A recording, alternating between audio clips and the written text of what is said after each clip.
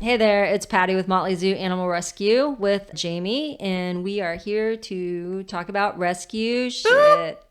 One time we did actually have 3 puppies with parvo, and if I did not quarantine them in my bathroom, then I would have had parvo all over the house, all over in the backyard. But I am a strict quarantiner. So even after having parvo in my house, I was able to have other puppies. Well, and that would have been a crisis for Patty because she often takes puppies and she often takes sick puppies. She was devastated when she found out she had parvo, but she did everything right. And that's one time in 15 years that that's happened. But, it's always going to be safety over convenience. And that's just how it has to be. And that's how we make things consistent and safe. And yes, not every rescue does things that way. So if you're feeling like you're being pushed into doing something that seems risky to you or seems like that, then maybe Or inconvenient. inconvenient. Like, think about why you're being asked to do it. Think about what's best for the animals, what's best for your animals, and think about it that way. Especially if you want to continue fostering. Yes. Well, and here's the thing. Everybody always says, I can't do that. I can never do that. And there's a lot of reasons why, but I always say you can do anything once. The chances of you not being able to foster are so slim compared to the likelihood that you can foster. It's easier and more convenient for people to imagine that they can't foster, but that's so often not true.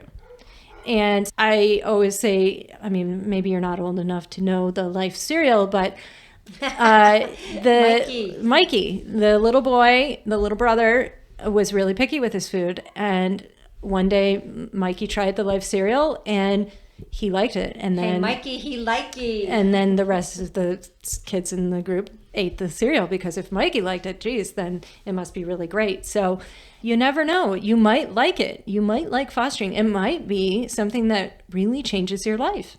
And that even if you only do it once, it might be something that changes your life. It might be something that changes your children's life. It definitely changed someone's life. Yeah, it changes the animal's life, that's for sure. And that means something to you. That should mean something to you. But rarely is it going to be this nightmarish experience that you can't tolerate or you can't get through. It's so rarely that. And a good rescue will not leave you with a situation like that. They will not leave you with something you can't handle. And I will say that that is a founding principle of why Motley Zoo does things the way that we do, because when I first got into fostering, I experienced a situation where I was afraid of the dog and I didn't know how to deal with it. And I needed someone to take this dog and put it somewhere where they knew how to deal with it. And no one would help me. And, they all gave me words of advice like, oh, you'll always remember the ones that are the toughest. And sure, that's true. That is true. I will tell you now that that is true. But that is not what I needed to hear. I had never had a dog before. Never had a dog in my life. And here I am dealing with a dog that's growling at me and flinging its food around. And I didn't know how to deal with it. Thankfully, my husband did. And he agreed to kind of take the lead on that one because he knew, and I knew, if that dog went to the shelter, it would have been euthanized. But I didn't know what else to do. And I didn't have the capacity to deal with it. So thankfully, my husband was the one that turned that whole thing around. And he took some initiative and we found a trainer and we figured out what the dog's issues were. They happened to be separation anxiety and barrier aggression. And this dog was locked in a garage in the dark for 18 months and it was barely 2. So it had been locked up in the garage for most of its life. And it was next to a very aggressive dog that was barking and barking and barking. So it learned how to be that way. And while the dog went right with me and she didn't give us a problem, as soon as I set up the cage and tried to feed her in the cage, it turned into a different story. I don't want anyone to feel that way, to feel like there isn't someone out there to help them.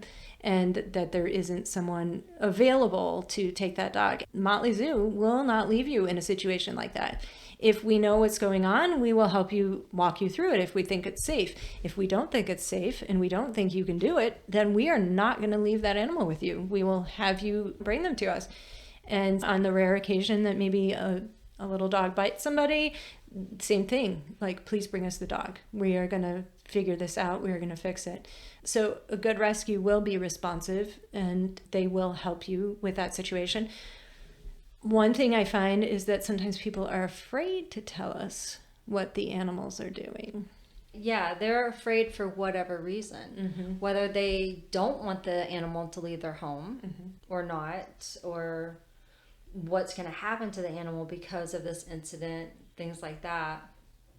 But you have to be honest. You have to be honest about it, because you don't want to get a dog as an adopter that you don't know what to expect. So think about that this dog could be going to a family with a little kid, and you need to protect that little kid. So if that dog really shouldn't be with little kids, then you need to tell us that.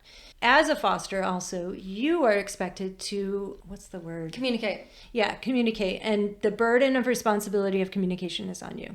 You need to tell us what's going on. You need to report to us how the animal's behaving and whether they're healthy or what's going on. You need to send us pictures and videos. We cannot ask you all the time to do those things. Those are your basic responsibilities, just as much as feeding and watering and protecting that animal. You need to take the initiative and give us this information. Patty does not have time to chase 50 people down for information about 50 different dogs. But if she has the information coming to her very easily, she can pass it along to the people that create the pet profiles online and puts the pictures up. And every time you send pictures, we can change them, because that's a good idea to change the pictures relatively frequently to get more attention as well. So you have to remember that you are one of many when it comes to being a foster. And while we are here to serve you, you need to help us out.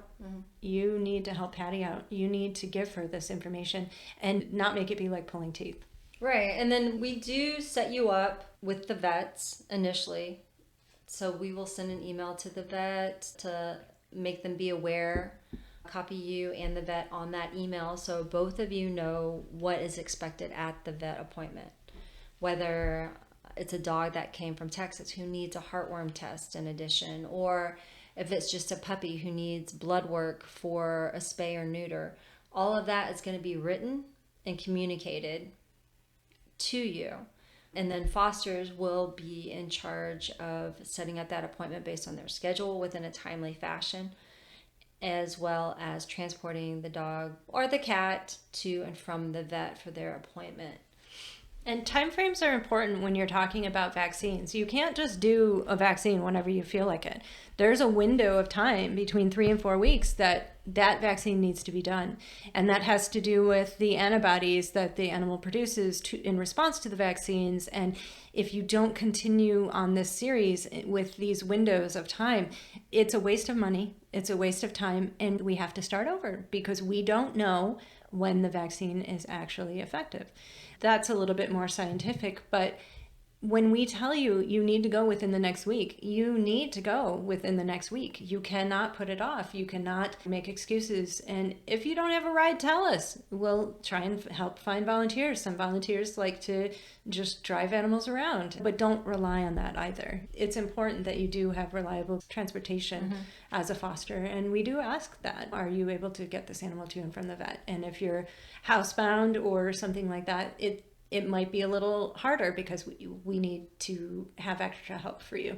But that's still possible. We like to make sure that everyone knows that they're welcome to foster, and we try and make it possible for everybody. People who are unemployed, people who don't have a lot of money, people who have disabilities.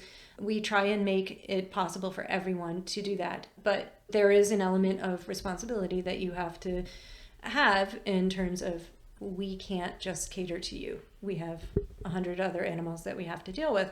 So we need this worked out before we put an animal in your home. That's part of the application process, and that's part of getting to know you so that we know what animals might suit your needs. And then when we get a list of animals that need help, then we put out an email or a post that says, hey, fosters, these are the animals that we have coming in. Who can take these ones? And then people speak up for them. Sometimes, honestly, it does surprise us who steps up for which animal, because we knew them to never take cats, or they only like little dogs. Right. And all of a sudden they'll be taking a big German Shepherd. Right. Or, you know, they fostered 20 dogs and all of a sudden they're like, I want a cat now. Mm-hmm. So we post the whole list and allow people to see the animals that need help. And having a picture to go along with that animal actually really helps. Mm-hmm. So that's something that we do as well. Although, as a foster, sometimes we don't have a lot of information about the animals.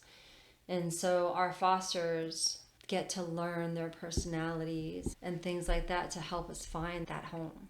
And the more you foster, the more you'll become confident in your skills, that it's not going to be this crapshoot of this terrible nightmare situation. And so you won't be so nervous about taking maybe an animal that you don't know that much about, because Or sight unseen, which happens sometimes. yeah, we understand that a new foster might not be into that or might not feel comfortable doing that. And chances are we're not going to, you know, want to put a sight unseen dog in a new foster home anyways.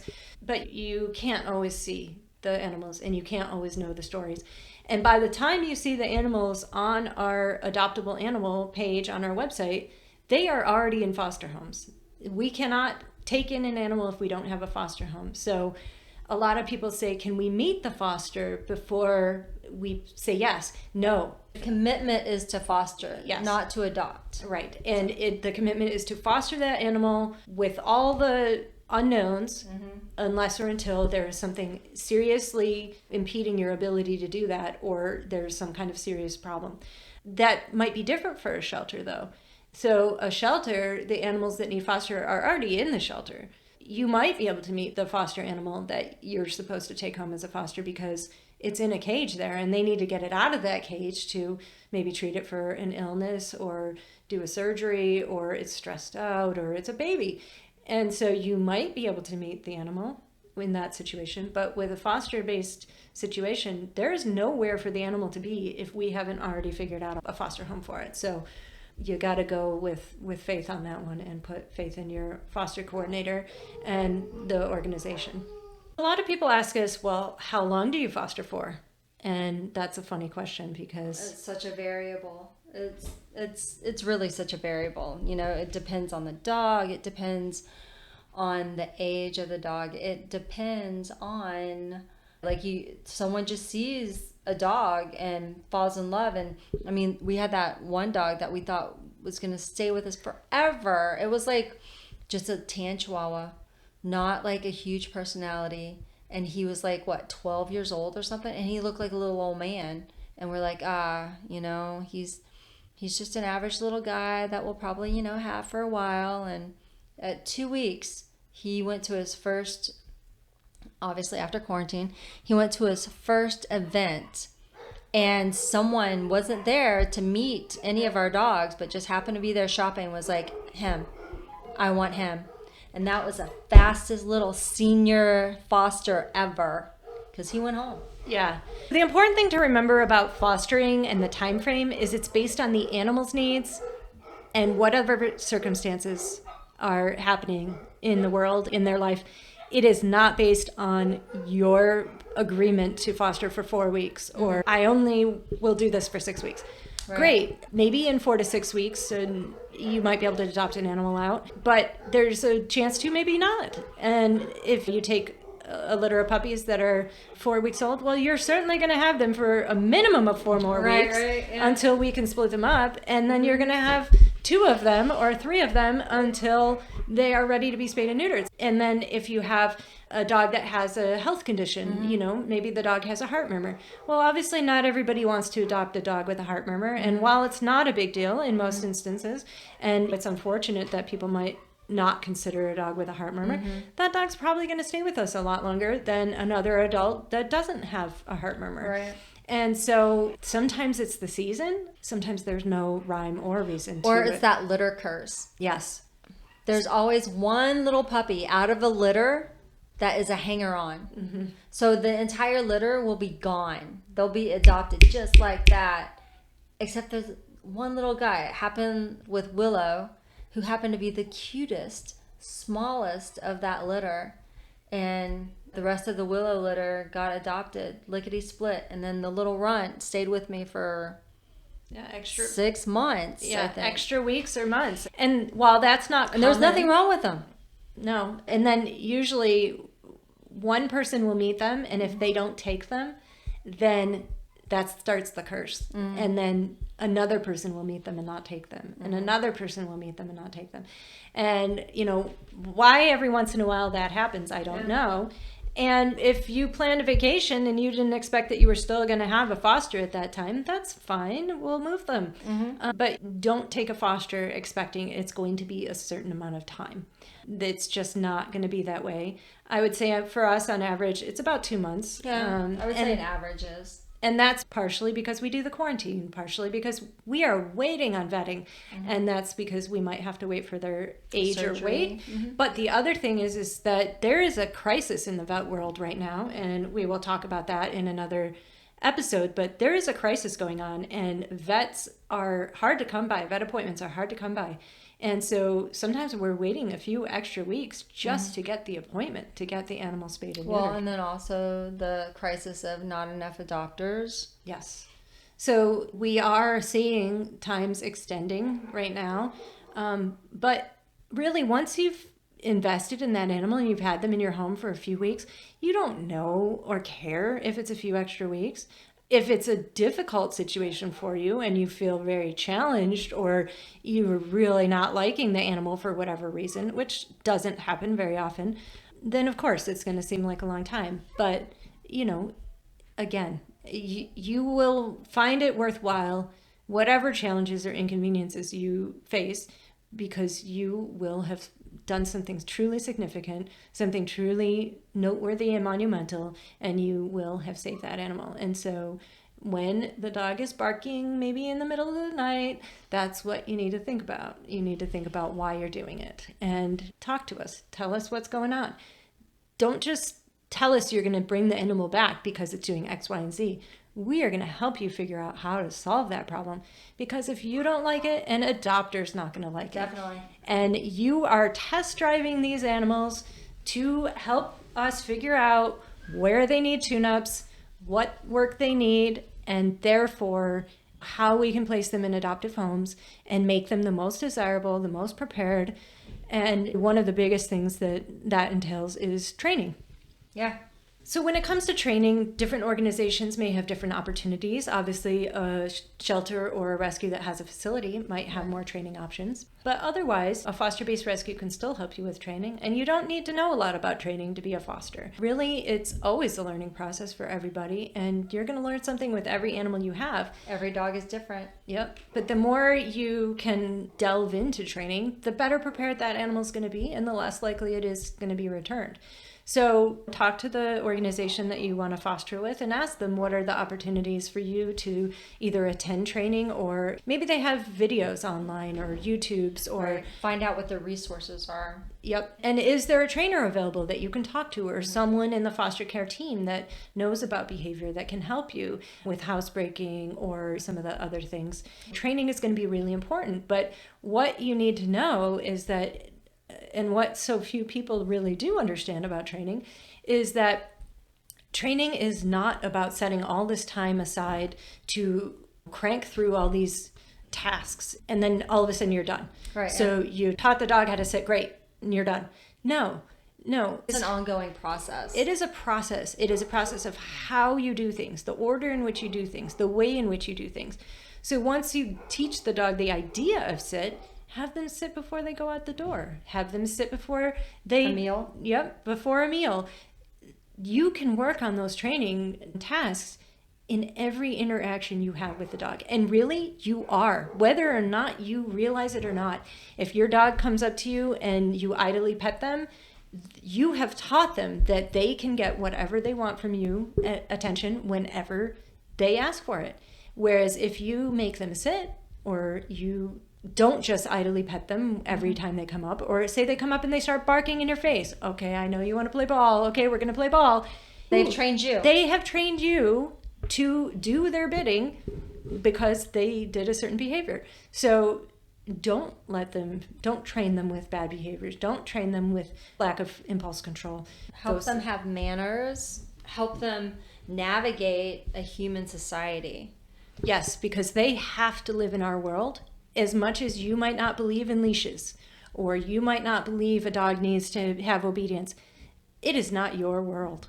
It is the human world. It is society. There are expectations of those animals, and they could die if you do not help them learn those things. It is very important. And the other thing I think that... So drastic. Well, they are going to... Well, when you think about a pit bull that's jumping on people and being mouthy... Which is why they created the CGC classes. For Right. every dog, I think that every dog should pass a canine good citizen test. Yes. But to use that as an example, a playful pit bull puppy that is jumping up and mouthing people, that's a dog that you know is not trying to hurt anybody, but that little kid that comes from next door is going to say, he bit me. Right. And all of a sudden you have a crisis that literally endangers that dog's life because you couldn't teach that dog to sit and because you let them put shit in their mouth when they weren't supposed to. Sorry, I got really serious there. But it's true. It's very true because dogs are supposed to toe the line in our society. And so when we train a dog, we work on helping that dog curb impulses and basically give them better manners so that they can navigate a human world. They are not allowed to act like dogs. A lot of dogs' communication with each other is through their mouths, and that is not allowed in our society because they are not supposed to put their mouth on anyone. And that's one of the fundamentals that we have to teach them. One of the things I know too is that people are like, oh, I feel so bad for him. He came from a shelter and, so I just want to let him have all the freedom he wants. I can tell you. Too much freedom is bad. Has a dog ever come to us because it's had too much structure? No, never. I mean, has a dog been too trained, overly trained, to the point where we don't need to do anything for them and we can relax on our structure? No. Never does a dog come to us because it's had too much structure. No, every time an owner surrender, the majority of the times an owner surrender is because of a negative interaction with their dog. They've had too much freedom.